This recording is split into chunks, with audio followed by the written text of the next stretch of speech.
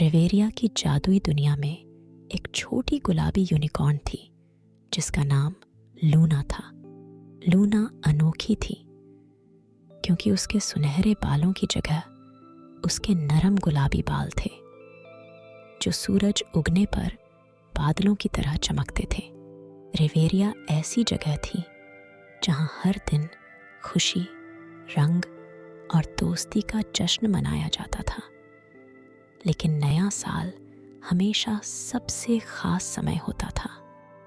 Part 1, नए साल के जश्न की तैयारी। हमारी कहानी का पहला हिस्सा नए साल से कुछ दिन पहले शुरू होता है। इस साल लूना विशेष रूप से उत्साहित थी क्योंकि उसे बड़े जश्न की तैयारी में मदद करने के लिए चुना गया था। वह खुशी से रिवेरिया के चारों ओर तैर रही थी, अपने दोस्तों की मदद करते हुए पेड़ों और गाने वाले नदियों को चमकदार मालाओं और रंग बिरंगी रोशनियों से सजा रही थी। जब लूना सजावट कर रही थी तब उसने रिवेरिया के सज्जन मिस्टर उल्लू से मुलाकात की, जिन्होंने उसे नए साल के महत्व के बारे में बताया। नया साल प्यारी लूना सिर्फ एक त्योहार नहीं है, यह बीते समय की सराहना करने, हमारी गलतियों से सीखने और एक बेहतर भविष्य की योजना बनाने का समय है। मिस्टर उल्लू ने बुद्धिमानी भरी नजर से कहा। लूना जिज्ञासु होकर पूछा, लेकिन हम एक बेहतर भविष्य कैसे योजना बना सकते हैं मिस्टर उल्लू? मिस्टर उल्लू मुस्कुराए और जवाब दिया, दयालु बनकर, दूसरों के साथ साझा करके और हमारी अद्भुत दुनिया की देखभाल करके। ये शब्द लूना के दिल में गूंज उठे। उसने नए साल के जश्न के लिए कुछ खास करने का फैसला किया। उसने रिवेरिया के अपने दोस्तों के बारे में सोचा, गीत गाने वाली तितलियां, चांदनी रात में नाचते खरगोश और पेड़ों में खुशी से खेलते गिलहरियां। लूना ने अगले कुछ दिनों को सभी के लिए उपहार इकट्ठा करने में बिताया। तितलियों के लिए उसने सबसे सुंदर फूल चुने, खरगोशों के लिए उसने सबसे रसीले गाजर खोजे और गिलहरियों के लिए उसने स्वादिष्ट नट्स का एक संग्रह इकट्ठा किया। नए साल की पूर्व संध्या पर सब कुछ तैयार था। रिवेरिया की सजावट तारों की तरह चमक रही थी और हवा में उत्साह था। लूना अपने दोस्तों की मदद से उसने तैयार किए गए उपहार बांटे। उसके दोस्तों की खुशी और कृतज्ञता ने उसके दिल को अपार गर्मी से भर दिया। जैसे ही मध्य रात्रि नजदीक आई, लूना और उसके दोस्त रिवेरिया के ग्रैंड ट्री के चारों ओर इकट्ठा हुए। एक भव्य वृक्ष जिसकी पत्तियां हजारों रोशनियों से चमक रही थी। मिस्टर उल्लू ने बात शुरू की। रिवेरिया के प्रिय मित्रों, परंपरा के अनुसार मध्य रात्रि में हम आने वाले वर्ष के लिए एक इच्छा करेंगे। एक इच्छा हमारे लिए, हमारे दोस्तों के लिए और हमारी अद्भुत दुनिया के लिए। लूना ने अपनी आंखें बंद की और एक इच्छा की। एक इच्छा न केवल खुद के लिए बल्कि उसके दोस्तों और उस दुनिया के लिए जिसे वह इतना प्यार करती थी। उसने कामना की कि आने वाला वर्ष सभी के लिए खुशियों, प्रेम और शांति से भरा हो। और जब मध्य रात्रि की घंटियां बजीं, एक चमकदार प्रकाश ने रिवेरिया को आलोकित किया और सभी के दिलों को नए साल के लिए आशा और खुशी से भर दिया। पार्ट 2, लूना की चुनौती। नए साल के जश्न के बाद लूना दृढ़ संकल्प की भावना के साथ जागी। उसने अपनी इच्छा को याद किया और उसे सच करने का निर्णय लिया। लेकिन एक छोटी सी यूनिकॉर्न इतनी विशाल दुनिया में इतना बड़ा अंतर कैसे कर सकती थी? मिस्टर उल्लू लूना के दृढ़ संकल्प के बारे में सुनकर उससे मिलने आए। लूना, तुम्हारा दिल शुद्ध है और तुम्हारे इरादे उच्च, लेकिन मत भूलो कि बड़े बदलाव अक्सर छोटे कदमों से शुरू होते हैं। उन्होंने उसे सलाह दी। इन शब्दों से प्रेरित होकर लूना ने कुछ छोटा पर महत्वपूर्ण करने का निर्णय लिया। उसने देखा कि रेवेरिया का फूलों का बगीचा, जहां से उसने अपने दोस्तों के लिए फूल चुने थे, अपनी चमक खो चुका था। लूना के दिमाग में एक विचार आया।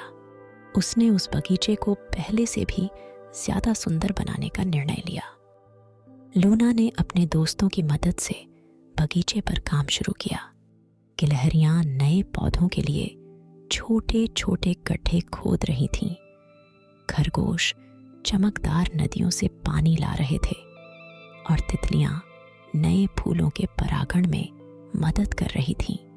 सब मिलकर हारमोनी में काम कर रहे थे, गाते हुए और हंसते हुए काम को आनंदमय और हल्का बना रहे थे। जैसे जैसे बगीचा फिर से जीवित हो उठा, रेवेरिया के अन्य निवासी भी बदलाव देखने लगे। लूना की पहल से प्रेरित होकर वे उसके साथ जुड़ गए। अपनी क्षमताएं और उत्साह लेकर आए। पहले फीका और उदास रहा बगीचा, अब रंगों और खुशबुओं के शानदार प्रदर्शन में बदल रहा था। हालांकि लूना ने महसूस किया कि काम उसकी कल्पना से बड़ा था। वह थकान और हताशा महसूस करने लगी। एक शाम जब वह आधे बहाल बगीचे को देख रही थी, मिस्टर उल्लू उसके पास आए। लूना, याद रखो कि सबसे लंबी यात्रा भी एक साधारण कदम से शुरू होती है। तुम पहले ही वह सब कुछ कर चुकी हो जो तुम सोच भी नहीं सकती, उन्होंने धीरे से कहा। इन शब्दों से प्रोत्साहित होकर लूना को नई ऊर्जा मिली। उसे समझ आया कि वह जो भी छोटा कार्य कर रही थी, वह एक बड़े बदलाव का हिस्सा था। इस नए दृष्टिकोण के साथ उसने नई ऊर्जा और आशावाद के साथ अपना काम जारी रखा। आखिरकार कई दिनों की कठिन परिश्रम के बाद बगीचा पूरी तरह बदल गया था। रेवेरिया की धूप में फूल चमक रहे थे, तरह तरह के जीवों को अपनी सुंदरता की प्रशंसा करने के लिए आकर्षित कर रहे थे। बगीचा आशा और नवीनीकरण का प्रतीक बन गया था, एक स्थान जहां रेवेरिया के निवासी खुशी और सुंदरता को साझा कर सकते थे। पार्ट 3, कृतज्ञता का पाठ। बगीचे को बहाल करने के बाद लूना थकी हुई लेकिन खुश थी। वह रेवेरिया में घूम रही थी, उनके सामूहिक प्रयासों के परिणाम की प्रशंसा करती हुई। बगीचा अब एक मिलन स्थल बन गया था, जहां रेवेरिया के निवासी आराम करने और मजे करने आते थे। सब कुछ सही लग रहा था, लेकिन लूना को महसूस हो रहा था कि कुछ अभी भी गायब था। एक शाम जब वह तारों भरे आकाश को निहार रही थी, लूना ने जंगल से उदासी की फुसफुसाहटें सुनी। उत्सुकतावश उसने आवाजों का अनुसरण किया और एक समूह को देखा जो जंगली जानवर थे, जो खोए हुए और डरे हुए लग रहे थे। उन्होंने उसे बताया कि वे एक तेज तूफान के कारण अपने घर से निकल गए थे और नहीं जानते थे कि कहाँ जाएं। लूना को तब समझ आया कि नए साल का जश्न मनाने और बगीचे को बहाल करने की उनकी खुशी में उन्होंने अपने आसपास के अन्यों की ज़रूरतों पर ध्यान देना भूल गए थे। उसे यह भी समझ में आया कि कृतज्ञता का अर्थ केवल उसे प्राप्त चीज़ों की सराहना करना नहीं है, बल्कि ज़रूरतमंदों की मदद के लिए हाथ बढ़ाना भी है। एक करुणामयी हृदय के साथ लूना ने जंगल के जानवरों को रेवेरिया में उनके साथ जुड़ने का निमंत्रण दिया। उसने अपने दोस्तों से विस्थापित जानवरों के लिए नए आश्रय बनाने में मदद मांगी। सभी ने काम में जुट गए, अपने संसाधनों और समय को अपने नए दोस्तों की मदद के लिए साझा करते हुए। दिनों के बीतने के साथ जैसे जैसे घर बनने लगे, लूना ने देखा कि रिवेरिया के निवासियों और जंगल से नए आए लोगों के बीच संबंध बनने लगे थे। कहानियां साझा की जा रही थीं, हंसी गूंज रही थी और राज्य में एक नई सद्भावना स्थापित हो रही थी। लूना ने महसूस किया कि रिवेरिया को सुंदर बनाने की उनकी इच्छा में उन्होंने अपने समुदाय के एक महत्वपूर्ण हिस्से की उपेक्षा की थी। अब ज़रूरतमंदों की मदद के लिए एकजुट होकर उन्होंने रिवेरिया को न केवल अधिक सुंदर बनाया था, बल्कि अधिक मजबूत और एकजुट भी किया था। जिस दिन नए आश्रय पूरे हो गए, एक बड़ा उत्सव आयोजित किया गया।